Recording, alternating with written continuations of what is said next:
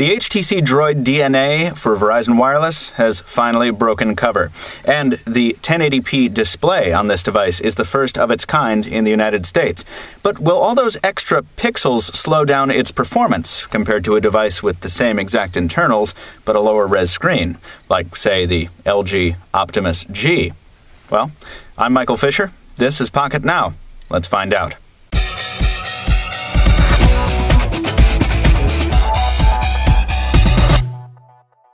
So let's talk a little about those nearly identical internals before we jump into a comparison.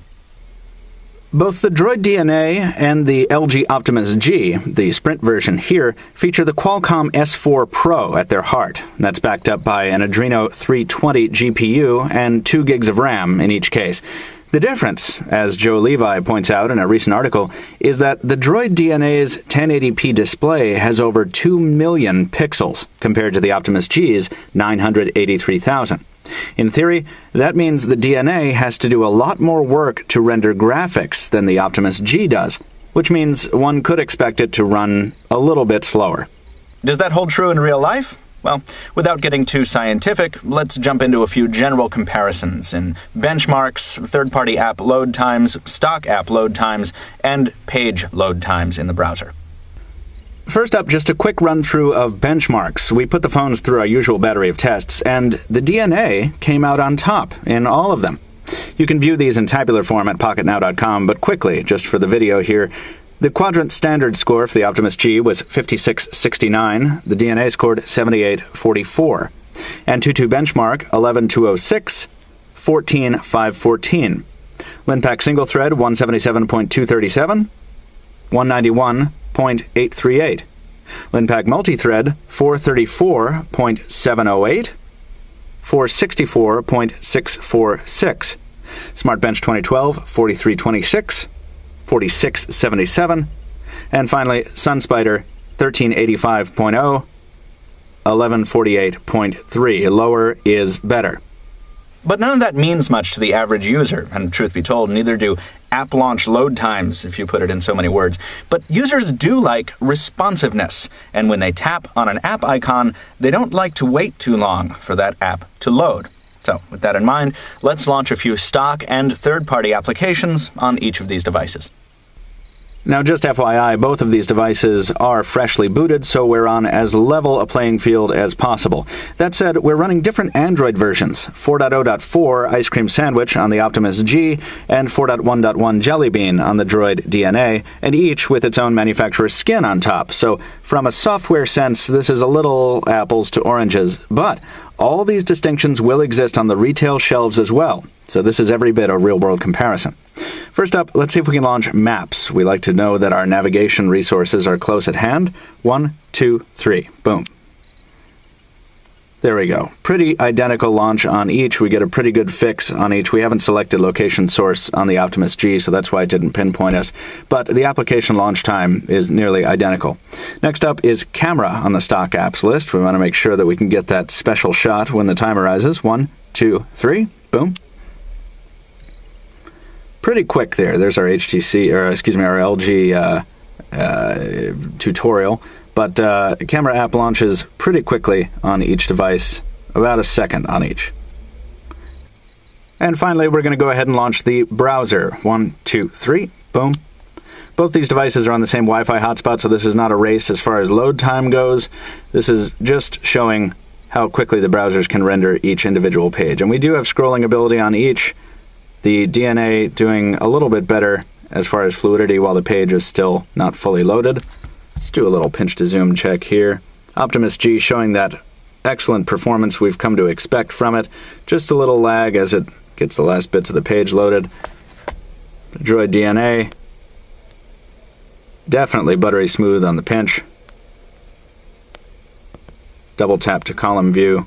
Very, very sharp text there, as you might expect from a display of this kind. And there's the text wrapping in action. As far as third-party apps, let's go ahead and just very briefly check out 2 popular games for Android. Jetpack Joyride first. 1, 2, 3. Boom. Here comes the launch. Droid DNA on top. Optimus G at the bottom.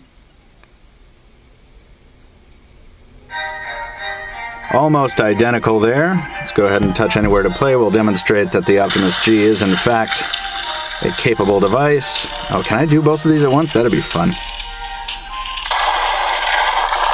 Volume on the DNA a little bit higher. The display also a little bit brighter in this specific test, but that's not what we're here for. We're just checking performance. And I died. You want to be careful about dying. You don't want to do that in games. We'll go ahead and launch Angry Birds Star Wars to see if we can get that something similar as far as load time there. Rovio Optimus G is a little bit ahead in this very quick test, but only by about a second. Here's our intro. Yes, indeed, and there's that action right there. And finally, a general usability test. If we go ahead and hop into the app launcher here, you can see that scrolling pages, a fairly fluid experience on both. Jelly Bean doing its job with the Project Butter improvements to make sure that is a smooth experience over there. We'll hop into the download category, just do some more of that. Let's see if we can get some widget action here. We press and hold on the HTC screen. There that is. It's loading the widgets. We scroll through the slightly more graphically complicated widget action. That's nice. Bring down the notification tray if we can. Apparently I have a notification. There's a notification tray. Up, down. Very, very close to a one-to-one experience on each of these devices shortly after a fresh boot and a couple app launches. Not a giant surprise, but just to demonstrate that both of these devices are at the top of their heap as far as performance goes in the UI sense. So while the Droid DNA is driving over twice as many pixels with the same hardware, we're not seeing much slowdown at all. In fact, in benchmarks and in general usability, it's equal to or better than the Optimus G in many respects. Not all. Despite Jelly Bean's optimizations, the DNA's UI isn't much smoother than the LG UI on the Optimus G running ICS, something we've noted before. We'll have to wait a little longer to fully judge the Droid DNA's performance in every usage scenario. Watch for our full review in the coming days, but out of the box, its software performance matches the LG Optimus G despite its higher res display. Considering the excellent marks we gave the Optimus G in our review, that looks to be great news for potential buyers of the new Droid DNA.